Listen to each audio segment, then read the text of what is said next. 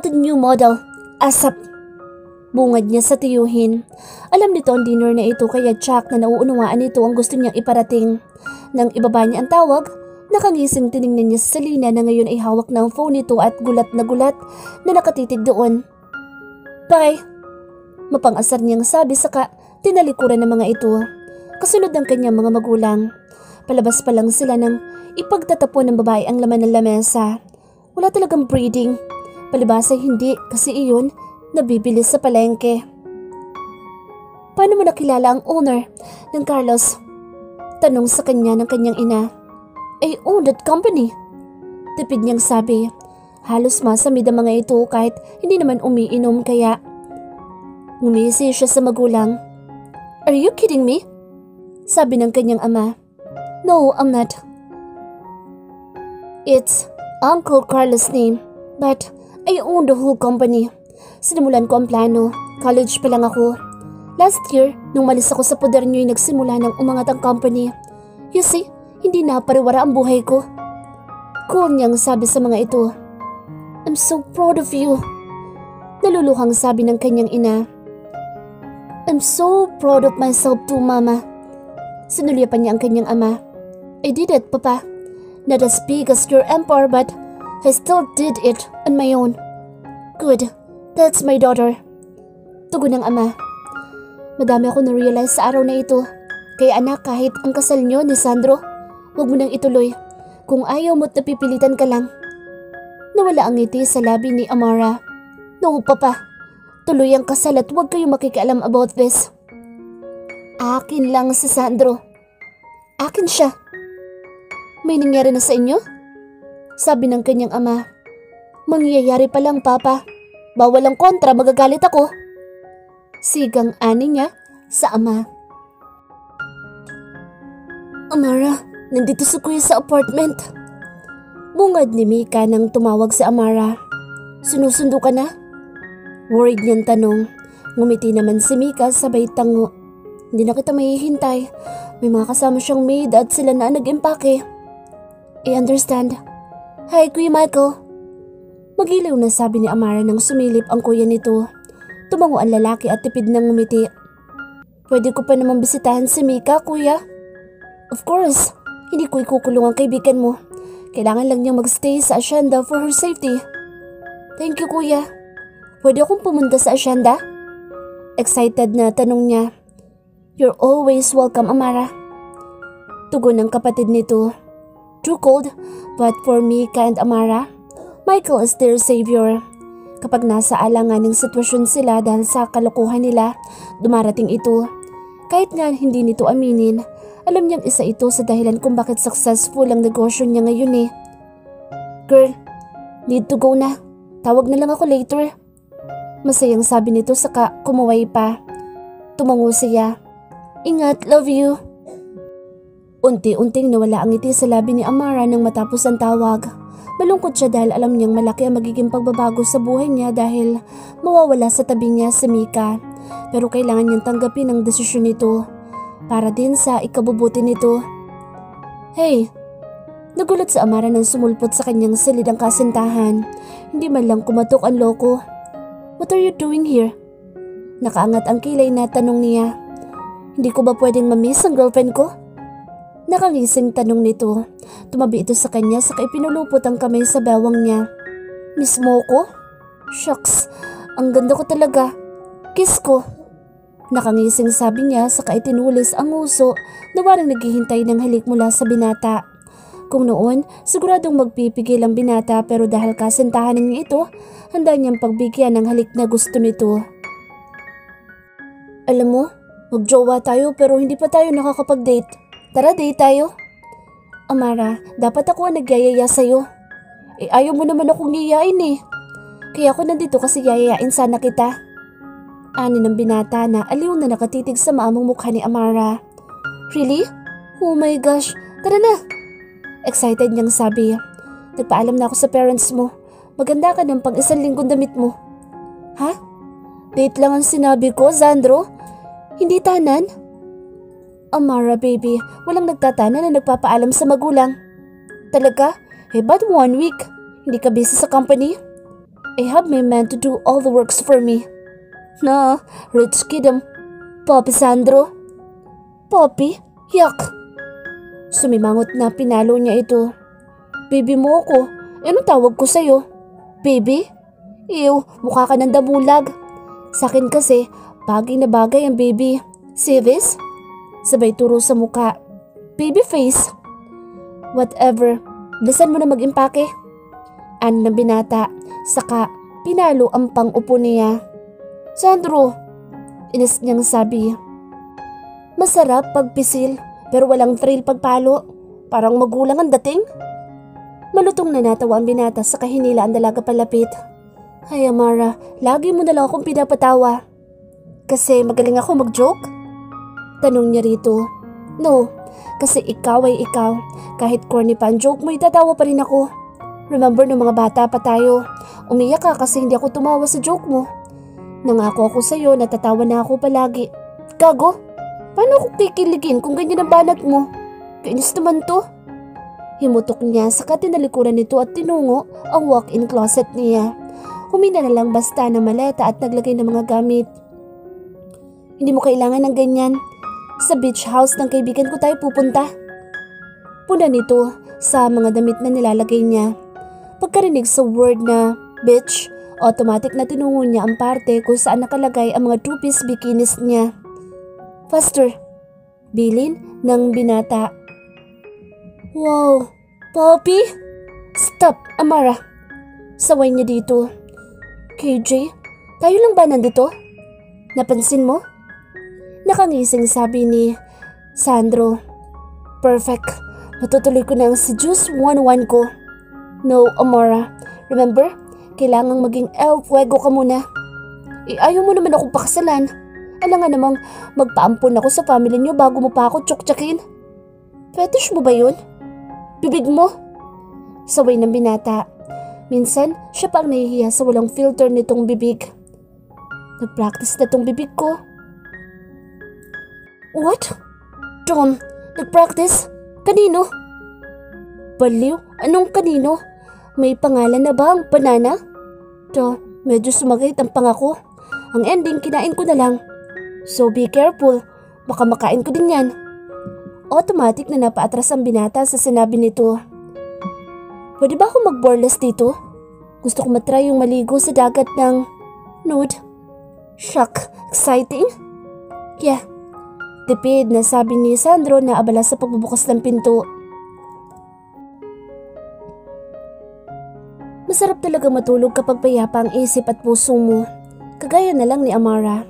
Malawak ang naging ngiti niya nang pagmulat ng mata niya ay mukha ng kasintahan ang nakita.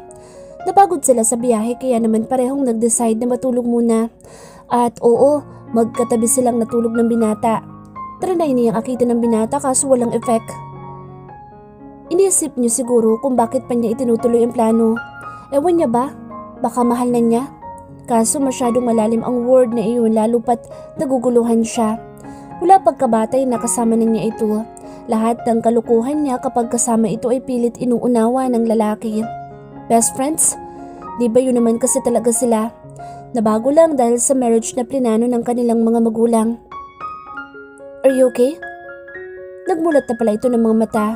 Ngumiti si Amara dito saka mabilis na pumatong dito ang ulo at idinantay sa dibdib nito.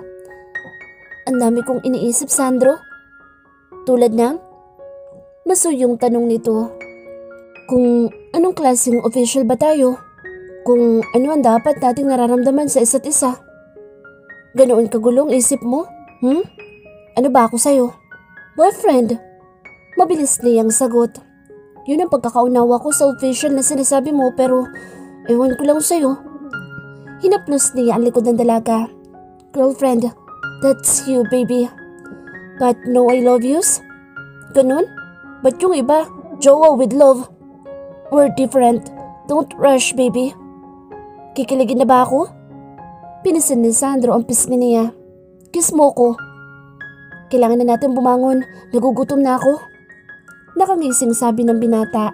Sakalang din naalala ni Amara na hindi pa sila kumakain. Kaya kumilos na din siya.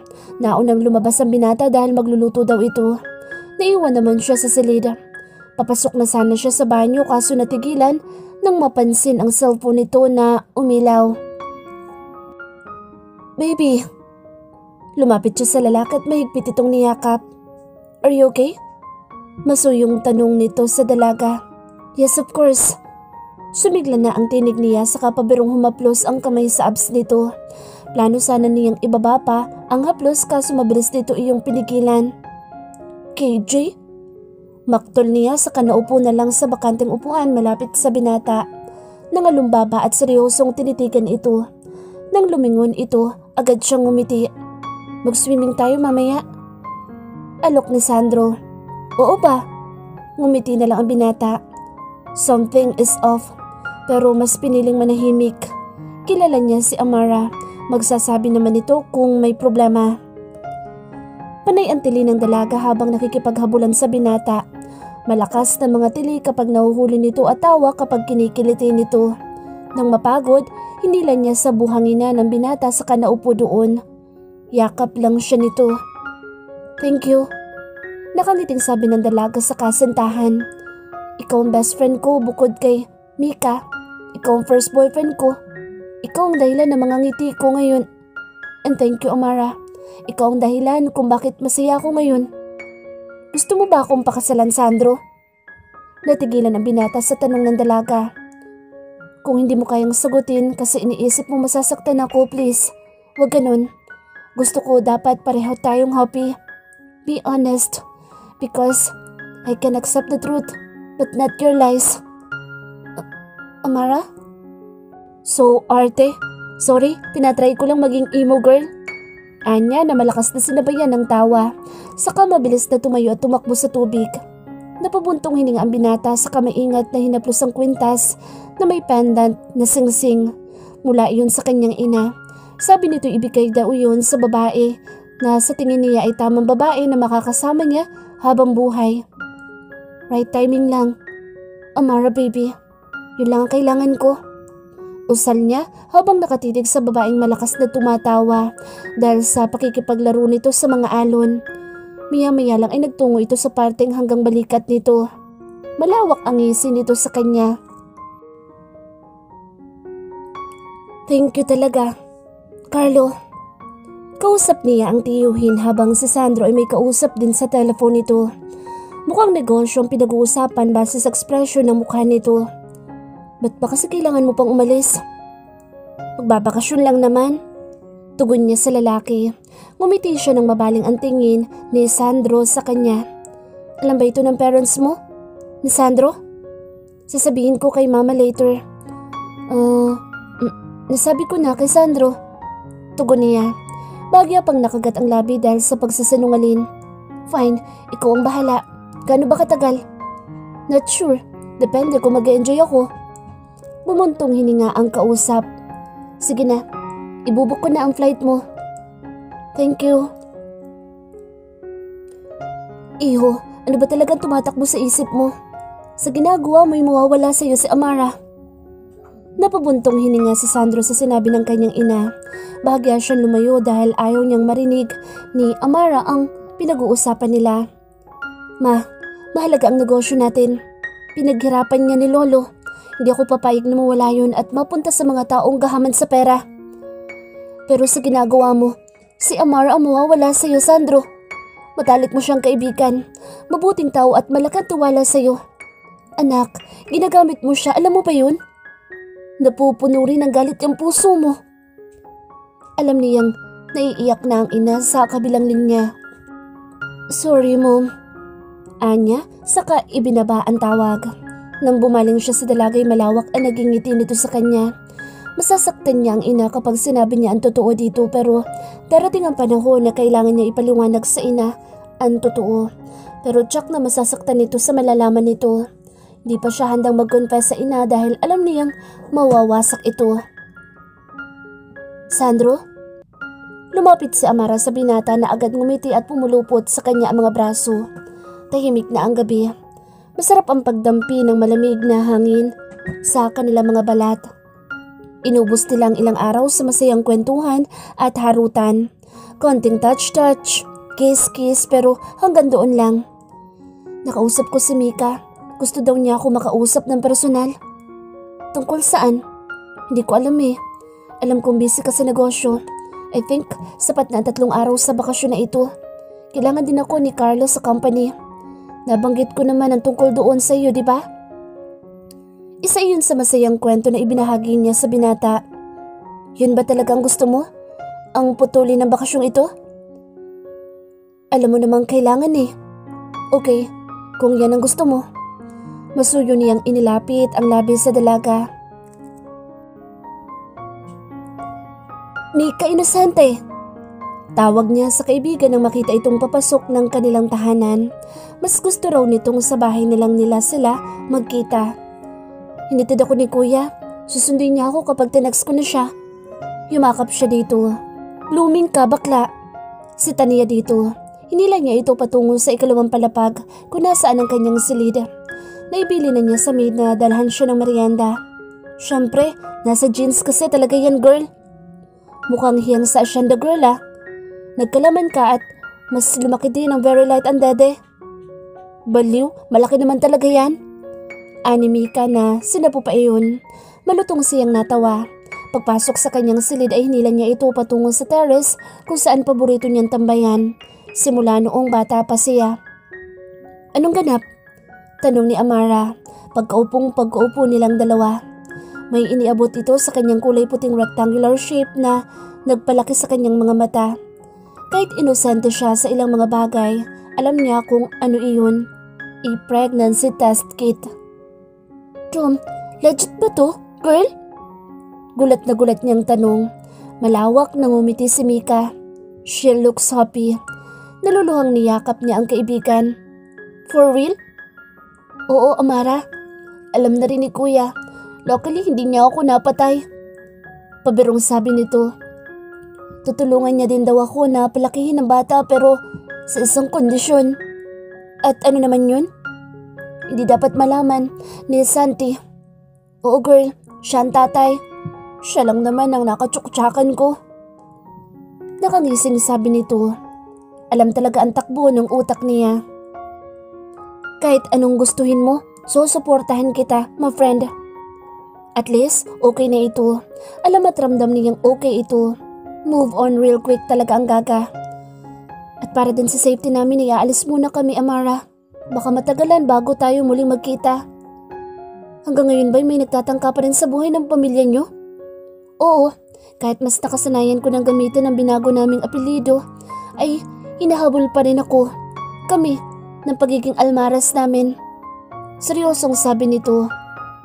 Tulad kasi ng mga Marquez, ang yaman na meron sa mga almaras ay old money na mas napalago lang ng mga sumunod na henerasyon. At si Mika at ang kuya niya ang natatanging maghahati sa yaman ng mga ito. And girl, may isa pa akong good news. Excited nitong inilabas ang cellphone at pinakita ang isang larawan nito. Oh, anong good news dyan? Iniinggit mo ba ako kasi tan skin ka dyan? Nakaangat ang kilay na tanong niya. She's my twin sister. Baliw ka. Ano na namang joke yan, girl? Sinamaan niya ito ng tingin. Long story. Grabe no, kamukhang kamukha ko. Baka sa tinig nito ang saya at excitement nito. I'm so happy for you. Muli niya itong niyakap. Ano nga palang ipapangalan mo sa baby mo? Baliw, mag-iisang buwan pa lang ito. Di pa alam ang gender. Natatawang sabi ni Mika sa kamabining hinaplos ang tiyan niya. This baby is a dream come true. Binigyan ako ng pag-asa na maging masaya ulit. Nice to hear that. Masaya siya sa kaibigan niya at ayaw niya makadagdag sa pasanin nito kaya tikom ang bibig sa sariling pinagdadaanan. Noong linggo pa sila nakabalik ni Sandro mula sa beach house ng kaibigan nito. At sabi nito ibibisita at tatawag ito sa kanya pero siguro busy ito kaya inabot ng ilang araw at hanggang ngayon ay walang paramdam ang lalaki. Kailan ka mag-open? Nakaangat ang kilay na tanong ni Mika sa kanya. Ngumisi ito. Huwag kang magpanggap na okay ka. Mas sanay ako sa kaibigan ko na lahat ng nararamdaman ay sinasabi sa akin. So, napansin ito? Nag-iwas siya ng tingin sa kaibigan. Malulungkot lang ito at hindi makabubuti rito at sa dinadala nito ang malaman pa ang pinagdadaanan niya. Okay ako. Liar. Fine. Alam niyang hindi ito titigil sa pangungulit. Namimiss ko kasi si Sandro. Busy sa negosyo kaya hindi kami nagkikita. Pagdadahilan niya. Mahal mo na? Nakaangat ang kilay na tanong ni Mika. Ewan, basta sanay ako nandyan sa paligid ko ang presensya niya. Girl, magkaiba ang mahal sa nakasanayan. You see, kung mahal mo kahit nasaan pa yan mahal mo, pero kung sinasabi mong nasanay ka lang, ibig sabihin, shit, ang hirap mag-isip. Reklamo nito nang hindi masundan ang gustong ipunto sa kanya. Bahagya siyang natawa. Sarap talaga kapag kasama ang ganitong klase ng kaibigan. Pareho mang baliw, at least nagkakaunawaan sila. Mahal ko na siya? Oh, mahal mo pero patanong. Friend, hindi pwedeng ganoon. Ako nga nalaman ko kaagad na mahal ko pala si Santi nung sobra na ako nasasaktan. Kailangan pa bang masaktan ka muna ng sobra-sobra para lang malaman mo? Oo, pareho tayong magulo pero girl, hindi ako coward. Ewan ko lang sa'yo. Mahal mo kaya hinayaan mong mawala sa'yo? Ngumisi si Mika. Mahal ko, kaya hinayaan kong maging masaya siya. Hindi man sa'kin, at least diba, masaya siya. Okay na ako doon. Tugon nito. So pag pinalaya ko, ibig sabihin mahal ko? No girl, tell me, may rason ba para palayain mo? Kasi ganito iyon, magkaiba tayo ng estado ng love life. Yun sa'kin, alam natin pareho na may mahal ng iba. Yun sa'yo, pareho kasi kayong nasa stage kung saan komportable at nasa puntong duwag na mag-let go sa comfortable part ng relasyon. Takot na baka mag-failed at masira ang ugnayan nyo. Bakit feeling ko sa pinopoint out mo mahal ako ni Sandro? Mahal ka naman kasi talaga niya. Nabanggit sa akin ni Santi. Natigilan siya pero maya-maya lang ay malungkot ang naging ngiti. Mahal niya ako? Parang ang hirap paniwalaan sa point na ito ngayon, girl. Minsan hindi natin mapigilan mga girls na isipin ang tunay na agenda ng mga lalaki sa buhay natin. Sa naririnig ko sa iyo, Amara, may tinatago ka pa sa akin. Bastang alam ko mahal ka ni Sandro. Sana nga. Sana. Paniwalaan ko pa yan kapag sa kanya na mismo nang galing. Magkape na nga lang tayo. Maalis ba ng pagkakape ang lungkot natin? Nakaangat ang kilay na tanong ni Amara. Hindi maaalis pero at least nakapagkape ka. Mahina siyang napabungis-ngis. Coffee is life. Anya. Nakausap mo na ba ang parent mo? Bunga ni Carlos sa kanya. Naabutan siya dito nag-iimpake. Mabilis siyang tumungo sa tiyuhin. Ano ba kasi ang rason? Bakit biglaan? May nalaman ako, Carlo. Ano nalaman mo? Nasabi na pala sa'yo ng parents mo na ampun ka? I'm so sorry, dear. Kulat na napatingin siya sa lalaki ngunit malakas itong natawa. Got you? Ampun ako? Kaga, hindi. Pero ano bang nalaman mo? Itinigil niya ang pagsasalansan ng gamit saka naupo sa kama. Dahil sa mana, kaya lumalapit sa akin si Sandro. Ha? May ganoon? Tumungo si Amara sa mabilis na pinahid ang luha. Kung kailan mahal ko na siya, Carlo. Lumapit ang tiyuhin at mahigpit na niyakap ang pamangkin. Mahal mo na? Natigilan si Amara sa sariling salita na lumabas sa kanyang bibig. Mahal ko na? Parang nawala siya sa sarili at gulat rin na napatingin sa lalaki. Langhiya, mahal ko na pala. Anito, muli na naman siyang umatungal ng iyak. Mahal mo na kaya ka nasasaktan. Kailangan ba tumakbo ka kaagad? Without asking for his explanation? Iya, hindi dapat ganyan. I know this is your first, but don't be such a coward. Kilala kita, matapang ka't walang inaatras ang hamon. Simple lang ang magtanong. Ang problema kasi sa tao, ginagawa lang nilang complicated at madrama. Nalaman ko din na ako ang dahilan kung bakit nawala ang anak niya. Waring bombang sumabog iyon sa pandinig ni Carlo at nanlaki ang mga matang tiningnan siya nito. Muli inaalala niya ang nangyari. Papunta na dapat siya noon sa banyo nang mapansin niya ang cellphone ng binata na umiilaw. Lumapit siya dito. Binuksan iyon. Luckily, same password pa rin ang gamit nito. hindi nito iyon binago. Doon ay may mga nabasa siyang mensahe na nagmula sa nagngangalang Love. Nandito ako sa cemetery. Binisita ko si Kevin. Kailan ka pupunta? Miss you. Hanggang kailan ka ba dyan? Siguraduhin mo lang na hindi mo nakakalimutan ang pangako mo. Mahal na mahal kita. Kailangan magdusa si Amara sa kasalanan niya. Gusto ko durugin mo siya, katulad ng ginawa niya sa akin. Siya ang rason kung bakit nawala ang anak natin. Kung bakit nawala si Kevin. Huwag mo akong bibiguin, Sandro. Dahil oras na nakalimot ka sa pangako mo, magpapakamatay ako. Nagmamakaawa ako sa'yo. Huwag mo nang ituloy yung gusto ng lolo mo. Huwag mo nang sundin ang last will para lang sama na. Alam kong mas mahal mo ako at ang anak natin. I swear, hindi ko talaga alam kung bakit namatay ang anak nila. Hindi ko alam, Carlo.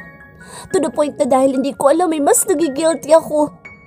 Namatay ang batang ito na hindi ko man lang alam at sabi pa sa text, kasalanan ko daw. Carlo, I swear, I'm not a murderer. Calm down. Diyos ko, kalma, baka papano ka. Tarantang sabi ni Carlo. Tatawagan ko ang mama mo. No, kaya ko to. Kailangan ko lang ng time, please. Please, babalik din ako to clear this out. Don't tell anyone about this. Feeling ko kasi kapag nagstay ako dito, baka tuluyan nang mawala yung Amara na kilala niyo. I just need some distraction, Carlo. Babalik ako, promise. Mahigpit siyang yumakap dito. Fine. Gusto mo ba samahan kita? Nag-aalala siya sa pamangkin. Natatakot sa posibleng mangyari dito dahil sa emosyon nito. No, the company needs you. Sige na nga, pero pag tumawag ako, kailangan sagutin mo agad. Huwag mo akong babaliwin sa pag-aalala sa'yo. Kahit matagal kang magbakasyon, basta okay ka. Tumango siya dito sa kakumalas sa pagkakayakap dito. Ipinagpatuloy niya ang pag-iimpake. Good morning, Buntis. Masayang bunga ni Amara nang sagutin ni Mika ang tawag niya. Bahagya pa siyang natawa nang makitang itsura nito. Punong-puno kasi ang bibig nito. Amara, kumusta? Tanong niya agad dito. Ito, gandang-ganda pa din sa sarili. I miss you. Anya sa kaibigan. Miss mo na ako agad? Sabagay, ganun talaga kapag maganda ang friend. Wait, may bago sa background mo. I'm sure na hindi mo kwarto yan. Oh, ano na namang iniisip mo? Nasa kwarto ka ba ni Sandro? Shit, nagchuchuktsaka na kayo? Of course not. I'm with Kuya Simon and Ate Hannah. Nasa kitchen lang sila. And this is my room. Saang bansa? Korea, my friend. For real? Oo. Kung magugustuhan ko dito, baka dito na lang muna ako. Dito ako maghahanap ng opa. Baliw ka, girl. Hindi mo wala ako sinabihan eh. Di nakasama sana ako. Ay. By the way, may chika din ako. Ano? Kuya and I saw Santi at the mall. And girl, nagpanggapang jowa ko si Kuya. Just to make sure na hindi malalaman ni Santi na siya ang ama ng baby ko. Sa baby section pa naman kami nagkita. He's with Tina, girl. Nagtitingin daw sila ng gamit ng baby kasi feeling daw nung Tina ay malapit na siyang mabuntis. Siguro hindi tinitigilan ni Santi. No bitter feelings? Nakangising tanong niya. Girl, magsisinungaling naman ako kapag sinabi kong wala. Masakit. May halong inggit kasi kami ni Santi yung magkakababy pero iba ang kasama niya. Kaya mo yan, my friend. Kailangan maging malakas ka kasi magiging momshi ka na. Mahanay ka na sa mga momshi, padada moms. So happy for you, girl. Malalaman mo na ang ikalawang purpose ng dibdib mo. Si Mika naman ang malutong na natawa. You're right, my friend. Padede is one of a challenging part because they're going to suck my breast and bite. But yeah, I want to be a padede mom. Mas healthy daw yun sa baby. Tugon ng kaibigan.